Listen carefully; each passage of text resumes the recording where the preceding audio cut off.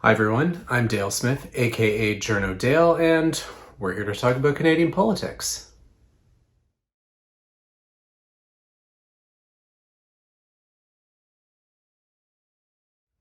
A number of premiers have decided to get bent out of shape over the fact that the federal government has been funding municipalities directly by way of the Housing Accelerator Fund because they feel like they should be the ones involved because housing is a provincial jurisdiction. And to kind of back up this bit of a tantrum they're having, Quebec signed a deal with federal government directly as opposed to municipalities in Quebec, in part because Quebec has passed a law that says that the federal government can't deal with municipalities directly, they have to deal with the province instead. And you have a bunch of other premiers who are now saying, oh, maybe we need to have a similar kind of law. But there's a couple of things that are at play here that I figured we should probably have a quick chat about because this is kind of a stupid fight, and it's one which the premiers kind of brought on themselves because they're the ones who keep insisting that they don't want to have to pay for anything, that the federal government should pay for everything. And therefore, it's incentivized the federal government to go to municipalities directly.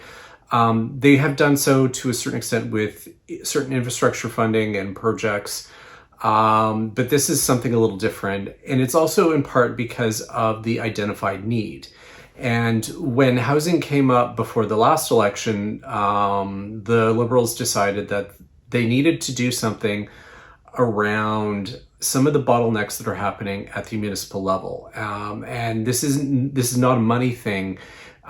This is a permits thing. This is a zoning thing. This is the time it takes for which a project to get approved to start being built because of hurdles and so on within the municipal bureaucracies. And so the idea was to use the carrot as opposed to the stick, and therefore they would take this $4 billion fund and apportion it to municipalities who could use it to do things like improving their processes, streamlining how they do approvals, that kind of thing.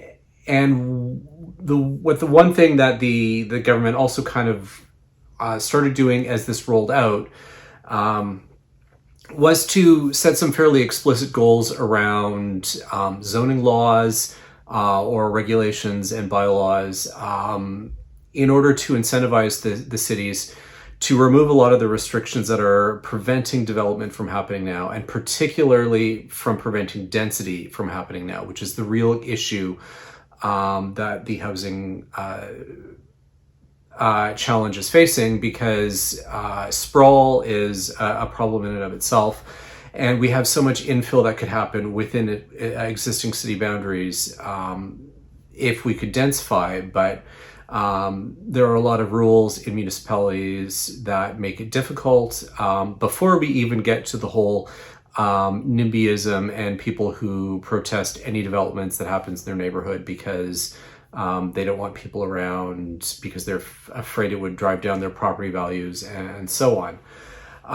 So this was the thinking behind the Accelerator Fund. Part of the problem was that it took like a year and a half for it to get off the ground because they had to go through CMHC to create the funding criteria and the portal and so on that municipalities could apply through. Eventually, it started rolling out now, and this is, now that the housing minister is making all these photo ops with mayors, some of the premiers are getting a little bit sore about that because no doubt they want to be at those photo ops themselves. So that's kind of the background for why this is happening. But there's a couple of other things that I think we should kind of remember for when the premiers start having this kind of a reaction, a tantrum, call it what you will. One of those is that jurisdiction is always something that Premiers are really funny about. They don't want to pay for anything, but they want exclusive control over these jurisdictional areas, and we've seen that with healthcare and so on. But they want the federal government to pay for things, and when the federal government wants to pay for or is going to pay for things, they're going to want to put conditions on that, because we've had for too long really just blank checks that wind up with waste or problematic spending, or stuff not going, the money not going to where it's supposed to be. And federal governments are getting a lot more particular about where they want those dollars to go, so that the dollars are actually effective.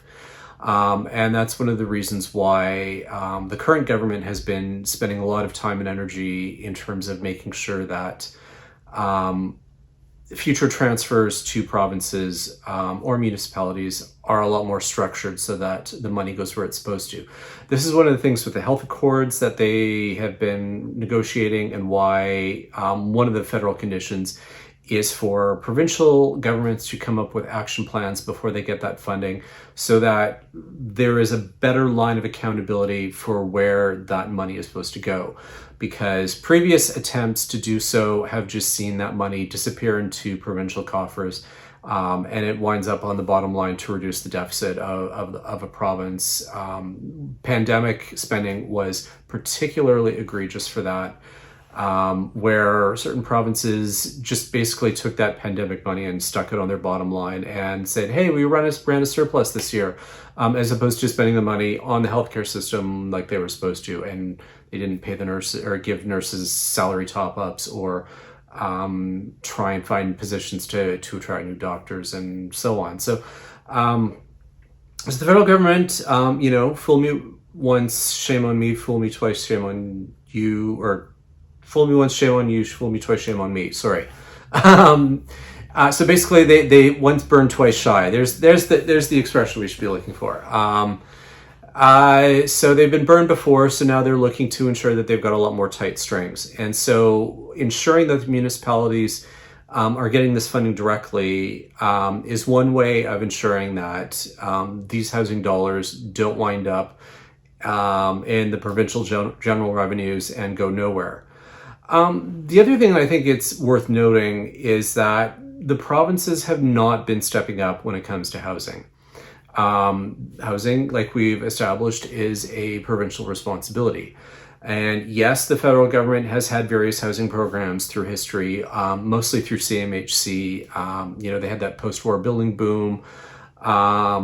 They invested heavily in social housing up until the 80s, late 80s, early 90s.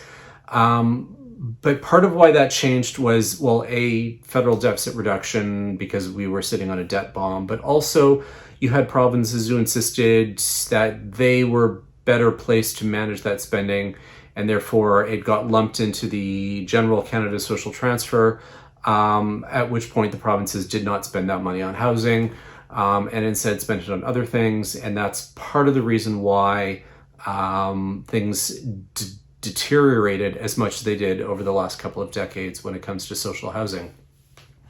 So again, the federal government, this current one, when they got back in, when they came in 2015, they decided to re-engage in the housing space, both in terms of their housing strategy, homelessness funding, rapid funds to rapidly convert old hotels and motels into affordable housing, and so on.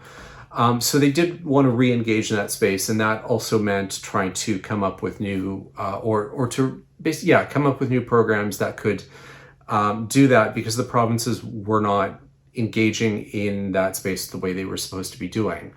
And so it's hard to really take the premiers at their word that they should be involved when they've done nothing in the space.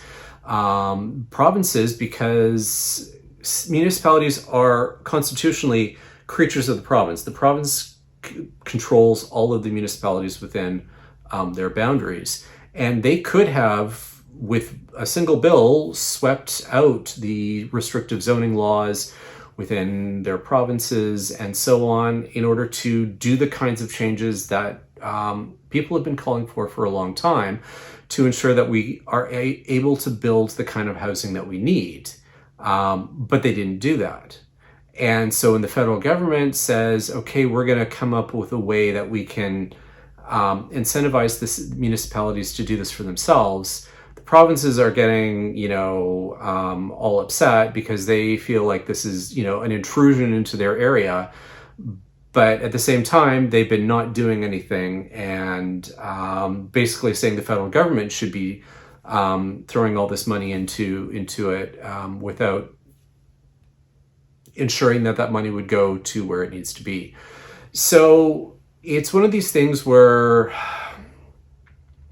the way that federalism in Canada plays out is has issues. And it's part of why we've got this particular problem with nobody wants to take responsibility for things that are in their jurisdiction, and they always just blame the federal government for everything. The federal government, because they're being blamed for everything, will sometimes say, okay, fine, let's do something in this space, and their only real tool is money. So as we've seen in this Housing Accelerator Fund, using that money in order to try and make something constructive out of it, and ensuring that the municipalities can make the changes that are necessary so that we can get rid of these bottlenecks that are preventing the development from happening. So yeah, it's happening. The provinces have decided they don't like it. I think this is one of these areas where I think the federal government is right to push back on the provinces, because such as in the case with Quebec, when you have premiers saying, why did Quebec get a deal? Well, it's not just because Quebec has that particular law. It's also because Quebec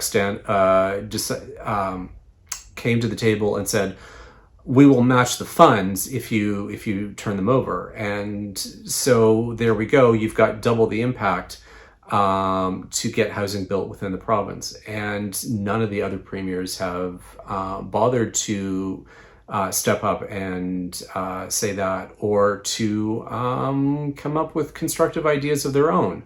Instead, we got the Greenbelt scandal in Ontario, where Doug Ford claimed it was all about trying to create more housing, even though the very report on creating more housing that his government commissioned said you don't need to go to the Greenbelt. We have plenty of space to create enough housing with just creating density within existing boundaries. And now, well, the Ford government is under RCMP investigation as a result of this. So yeah, let me just say that I have no sympathy for any of the premiers in their particular complaints here. And yeah, let's hope that this starts shifting the needle enough that we can start getting housing built, because that's really what needs to happen in this country, because we've got an acute supply problem.